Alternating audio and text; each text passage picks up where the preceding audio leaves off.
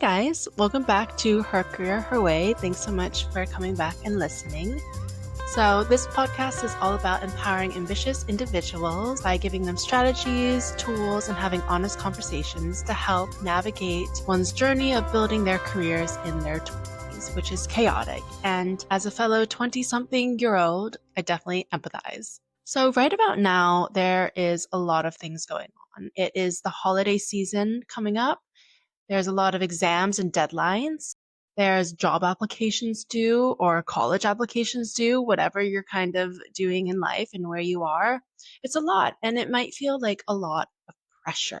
I mean, your body is literally tensing up when I say all of this. At least mine is. And then also, you might feel a lot of expectations when you go home with family. I mean, I can definitely relate to this, and I don't know if any of you can, but you're kind of back home and you're around the dinner table, and someone just casually asks you, "So, what have you been up to this year?"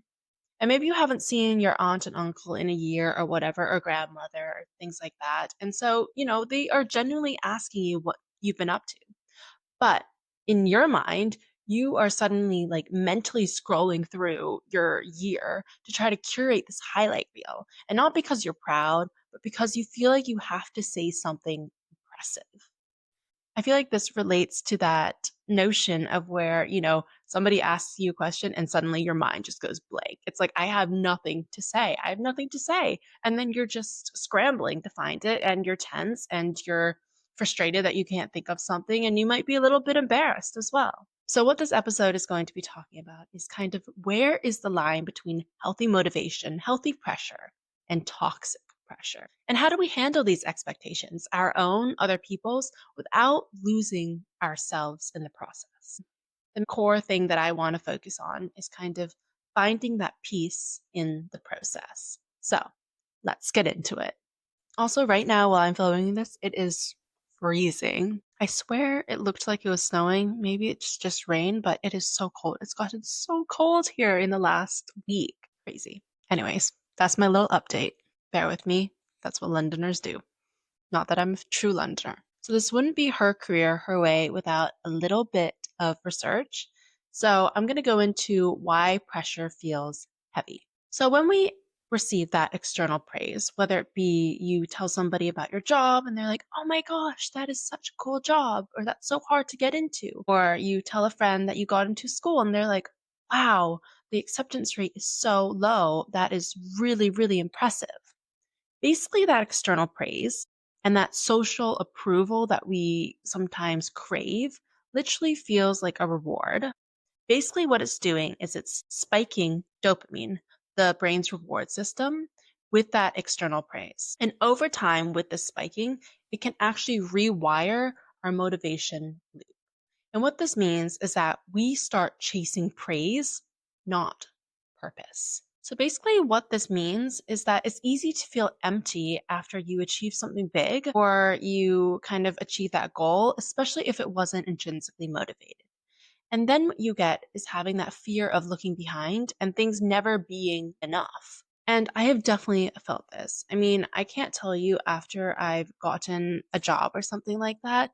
And I was just like, what next? Like, what's next after this? And when I actually do this job, will I be good at it? Will I fail? Will I succeed? It feels like too much. I don't really want to do it anymore. The pressure feels way too much. And that's kind of me chasing the praise, not the purpose of the job. And that's not to say that I wasn't really wanting to do that job. I did want to do that job. It's just that I was craving that external praise so much that I wasn't really focusing on why I even applied to that job in the first place. And that is where my motivation loop was kind of rewired. It was that I wasn't looking at kind of what I could get out of this job, what I could learn from it, how it aligns with my intentions and purpose, but rather I was looking for and I was craving that external validation about people saying, "Oh, wow, Hazel Ann can do this job while going to uni." Or, "Oh, wow, Hazel Ann got a job because she's so disciplined and she's so ambitious," kind of. And that's where the pressure feels heavy when we're chasing that praise and not the purpose of it. So it's really important to ground yourself in the goals that you're setting and then achieving. because then you can reconnect to your values and then you can come from a place of purpose and intention out of that goal instead of that external validation, which makes you feel like nothing's ever enough or you're behind in life when really you're not. You're just focusing on the wrong thing.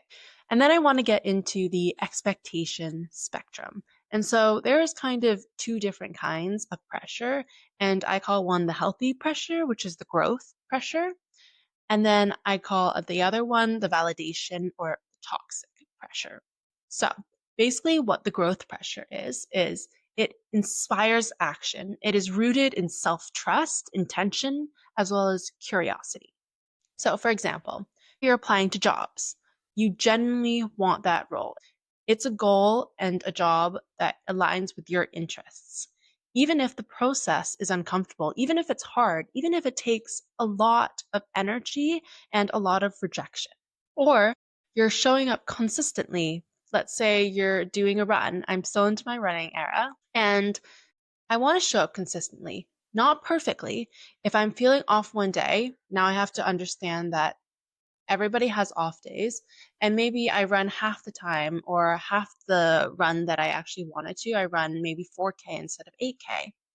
So it's not perfect, but I trust that the small efforts that I'm putting in by showing up two times a week or something like that it compounds in the future and it will get me to my goal of where I want to achieve. Or waking up early in the morning. So, especially during the winter times, I find that waking up in the morning early is really helpful because then I can get that sunlight on my face. I can have more sun throughout the day, which is harder in the winter months. And so maybe it's not perfect. Maybe sometimes I wake up an hour later than I actually wanted to, but I'm going to trust that the small efforts that I do to show up consistently and wake up consistently early compounds over time. Because then I feel more motivated. I have more hours in the day. I have more sunlight in the day, which always makes me feel more energized and happy. So I'm going to show up consistently, even though it is hard, but because I want that motivation and energy boost. So you can kind of see how this growth pressure is coming to be because it's rooted in alignment with what you want. And it's rooted in kind of curiosity and self trust. And it's inspired by your actions of what you actually want. It's not for someone else, it's purely for you and what you want and what you value too. So, from these examples, you can see how this is rooted in growth, how this pressure is healthy for you. It's inspired by your values and your intentions, not anyone else's. And that's why it feels easier to show up because it's rooted in your intentions. And on the flip side, there's the validation toxic pressure. And this drains your energy. It's, I'm doing this because I'm scared of being judged or compared by my peers. So it's rushing the career milestones, getting into a really good university, getting a really good high paying job, getting a promotion 2 years after, going to grad school. I mean, everyone is posting about their careers and you're feeling the pressure to just keep up, to catch up, to do what everyone else is doing. And this is so, I mean, I feel this so much. I can feel it in my body. I'm already tensing up just talking about this because I understand how that feels. I mean, going on LinkedIn and scrolling through everybody's experiences, internships, things like that. I mean, I have definitely been in a place where I felt like, how in the world did they achieve so many internships? How in the world did they go to so many events? How did they have so many experiences and achievements? At this age, people that are younger than me or people that are at the same age as me. And I get overwhelmed. And this is where it's so important to kind of just disconnect from that stimulant. And that's what I talked about in one of my last episodes about how overstimulation is impacting your purpose. So basically, you need to step away from that. You're not living their life. You are living your life. You only have one life and you should live it for you. So don't worry about whatever anyone else is doing. If somebody else's, experience looks cool to you and that feels truly aligned with what you want to do yourself, use that as inspiration. Be curious about that. Maybe DM them, maybe ask them. I mean, that is how LinkedIn should be used is you see somebody else's experience and you get inspired by it. So if I see somebody looking at maybe a fashion internship or they went to a fashion networking event, maybe I can reach out to them and be like, hey, I saw that you went to this fashion networking event. It looks really cool. Might you have 10 minutes to chat about it? I'd love to get some insight on it. Or somebody gets an internship that you've been really wanting. Maybe ask them, hey, how did you get that? What was the process like? This is what inspired action looks like. And this is what growth pressure looks like because you're coming from a place of curiosity and wanting to learn about whatever that goal, action, behavior is. You're not coming from a place of, oh my gosh, I'm not enough. They're so much better than me. Or why don't I have enough internships? Or picking a career path that sounds impressive at family gatherings, but not really because it feels right to you. And I've also experienced where everybody is doing kind of grad school and things like that, or people are applying to so many job applications. But right now, in my industry that I want to go into, it's on demand. So I can't really apply to it because I still have to finish my university. And so, not getting caught up in other people's timelines because they're on their own journey. Everyone's on their own journey.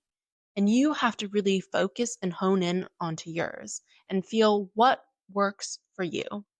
And so this is where pressure isn't always wrong. It just needs to be understood. So before I move on to how to reframe pressure in a healthy way and kind of the tips that I do and some actionable steps, I just want to give a metaphor of a pressure cooker because I feel like it's very fitting. Basically, what a pressure cooker does is it has many advantages. It can have faster cooking time, it's more efficient, and you can kind of just let it sit there and do something else. Basically, how it works is that it is in a sealed environment and it uses the liquid from inside and heats it up and then goes into steam. And that's how it cooks faster. This represents the growth pressure that I've been talking about because it is more efficient. You get things done faster and you can achieve those goals and you feel that satisfaction. However, if you have some sort of malfunction in the pressure cooker, you leave it on too long or it's too hot in there, that's when it kind of explodes. And this is that toxic pressure where you have so much inside of you, you have so much expectations and pressure from you, from other people, things that aren't feeling aligned. And the only outlet that you have is to just let it out and explode. But that's not conducive. That's not helpful. And over time, it's kind of like burnout. And so that's where it's really, really important to reflect and hone back in. Where is this pressure coming from? Is it from me or is it from other people? Am I taking on too much at a time? Maybe you are, because you can have everything you want, just maybe not all at once. And I've said that before. And it's so true because honestly, you just have to be realistic with your goals because that's how you can grow. If you're taking on too much, you're going to be doing way too much at probably not your best. And that's not really helpful for anyone. So, basically, with this analogy, I just wanted to remind you that it's really important to highlight where this is coming from. And are you coming from a place of intention, curiosity, and growth? Or are you coming at it from a place of external validation? And so I wanted to kind of take a closer look about that dinner table conversation. And as a 20-something-year-old, we are loaded with questions by family, by friends, by professors, by tutors, career coaches, whatever it is. But they're kind of disguised as conversations. So, for example, what jobs are you applying for? What companies are you applying for? Are you going to grad school? Did you get in? What's next for you? And these can feel so loaded.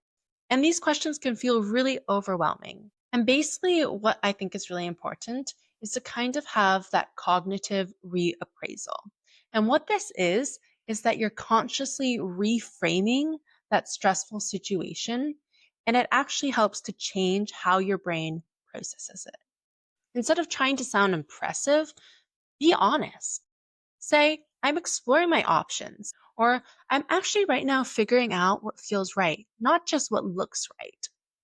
And basically, what this does is that it lowers your cortisol, that panic, and it switches it into a perspective lens, which helps that prefrontal cortex, the decision making, stay active instead of letting that amygdala, the fear response, and the emotional side of the brain take over. And it's moving your brain out of fear and into clarity. And this is what is so cool about cognitive reappraisal, because it is basically reframing the situation. And it also kind of goes hand in hand with Carol Dweck's growth mindset and the idea that your abilities aren't fixed, and neither is your timeline. So you're not behind, you're in progress. So I kind of want to move into my actionable framework for feeling peace in the process. And this is 3 steps. It is check, reflect, and reframe. So basically, what you're doing when somebody asks you, so what now? Or when you feel pressure from that overwhelming question that somebody asks you. So first, check. Where is this pressure coming from? Is it internal or is it external? Is it healthy? Is it from a growth pressure mindset? Or is it from a validation toxic pressure place? So kind of ask, who am I trying to impress right now? And really ask yourself that. And then 2 is reflect. What is the intention behind this? Is it love? Is it fear? Is it guilt? Is it validation? And kind of understand and prepare your narrative for these things. So what I do is kind of called progress receipts. And I did this during my internship. And basically, I just journaled every single day what I did that day, what I accomplished, what I learned, the questions that I had. And basically, this was proof of my effort. And this helps the brain to see the progress, which isn't always externally visible. It helps you have that mental clarity, and it's really practical as well, because it reinforces that internal validation that you did something. Because I journaled every single day about what I did, I could reflect back on it and be like, I actually did a lot that day. Or I learned something this day, and now I'm curious to go further into it. I want to dive deeper into this thing. Because throughout the day, you kind of forget things, and it's inevitable.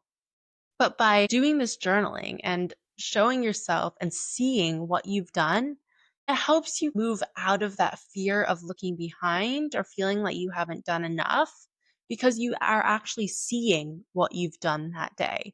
And you can't really argue with what you've seen because this is what you've done. It's a fact. And what a little saying that I like is, this is the fact, and are you okay with it? Are you okay with it?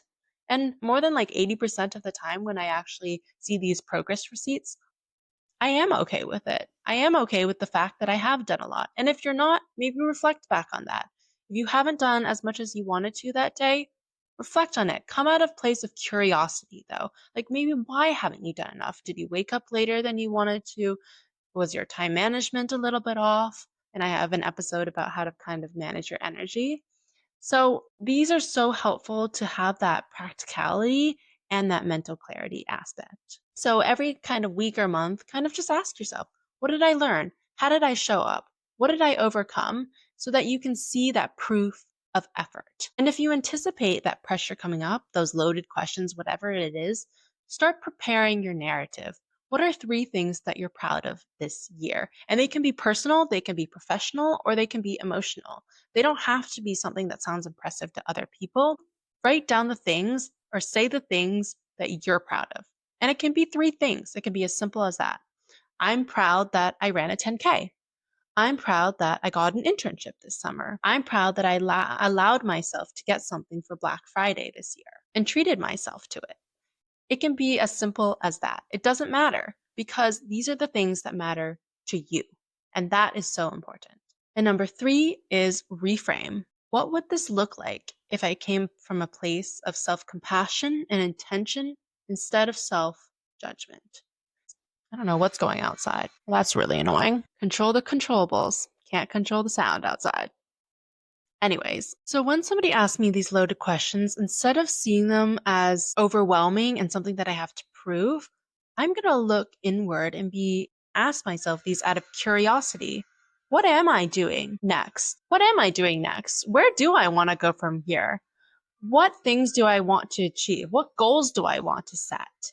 And this is so exciting because I have so many unknowns in my life in the next couple of months, even in the next few years, to be honest. And I can dream with these questions instead.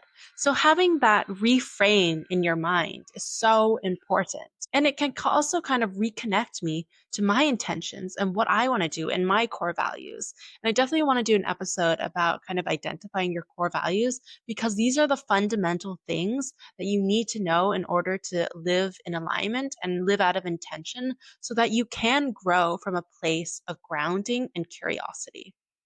I just think core values are so important to kind of who you are, your identity, and they can change. They don't have to be fixed either. So, definitely want to do that. And also, I want to say that you are allowed to be in progress. You are allowed to say, I don't know yet to these questions. And that is absolutely okay. And if someone judges you, let them. Let them judge you. It doesn't matter because you are on your own timeline. You know what works for you. Or if you don't, you're figuring it out. We're all figuring it out.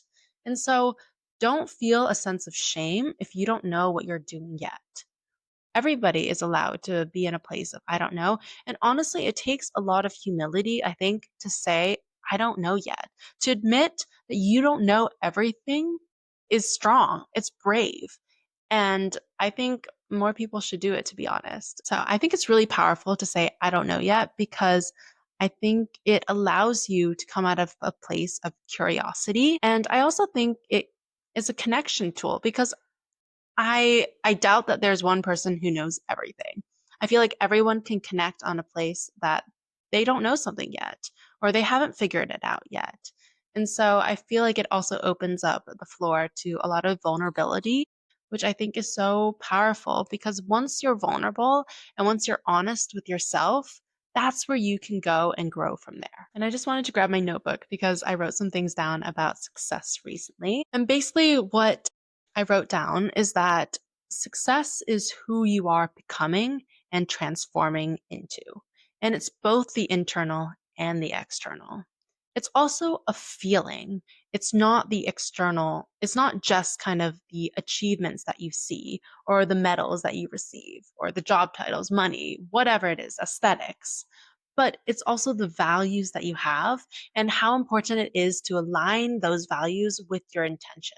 So basically kind of asking yourself, what does your success look like? And for me, it's, waking up very present and at peace, maybe putting on that 5-minute meditation, or saying that you are worthy of your desires, or adding some playful elements into your life. And so, how can you kind of integrate these internal values into your external? How can I add a little bit of playfulness in my day? Maybe, going out for a cup of coffee or doing something unexpected in my day. Instead of going the same route, turning left, something like that. Or if I need a little bit of more regrounding, adding a mindful meditation into my day. Or I want connection, calling a friend, calling a family member. Basically, integrate those internal values and what success looks like to you into your external. And I assure you, this will make your success feel so much more aligned. And also, don't just look at success as when you hit that goal. And when you integrate the kind of internal success into your life, you see that the external kind of just adds to it. It adds that joy. It isn't the core source. And it's so important to live in success now and not later because we don't know if we have a later, to be honest. And I don't want to get morbid or anything like that, but it is so important to live in the present because this is the only time that we have now. Because time is not infinite. You only have so much time in your life. You only have so many memories and moments in your life right now. And you can't control what the future is. You can't control what the past is. So it's so important to just live in the present. And so basically, I want to just wrap this up with finish the sentence of success feels like, not success looks like. And this will help you identify what your internal values of success looks like and not kind of those medals or rewards or external things that you normally focus on what success is. So I kind of just want to close this episode out with the goal isn't really to eliminate expectations, it's to align them. Also, the most impressive person that you need to prove yourself to isn't your friends, isn't your family, but it's to you. Reconnect to what you want. Reconnect to your values. Understand what you want and come from a place of curiosity because that's where growth stems. And when you stop performing your worth and start embodying it, the pressure doesn't disappear, it transforms. And if there's one thing I want you to take away from this episode, it's to check, reflect, and reframe the pressure. Because this will help you move from a place of external validation and looking at that toxic pressure lens and judging yourself in comparison to a place of growth. How can you utilize this pressure to grow and build from there? And also just give yourself permission to be in the middle of your becoming. Give yourself permission to allow yourself to say, I don't know yet. Give yourself permission to be at peace with your progress because we are always building, we are always learning, and we are always growing. And I think that's so important. And I hate the saying, but it is true. And I've had to kind of remind myself that it is okay to really appreciate the journey, not just the destination. Because when we look at the journey, we're able to ground ourselves. We're able to build, or we're able to have that excitement of going towards where we want to go. And remember, goals are not fixed. Just because you have something that you want in your mind, it doesn't mean that you can't change it down the road. So I just want to leave you with that. And hopefully you feel like you have a little bit more tools going into the holidays or questions that can feel really overloaded, which I know as a person in your 20s, you get a lot of them. So I hope this episode was helpful. Definitely share it to a friend who might need to hear this or is dealing with a lot of pressure or is kind of scared to go home for the holidays, things like that. Thank you so much for listening. I really appreciate each and every one of you. And I'll see you in the next episode.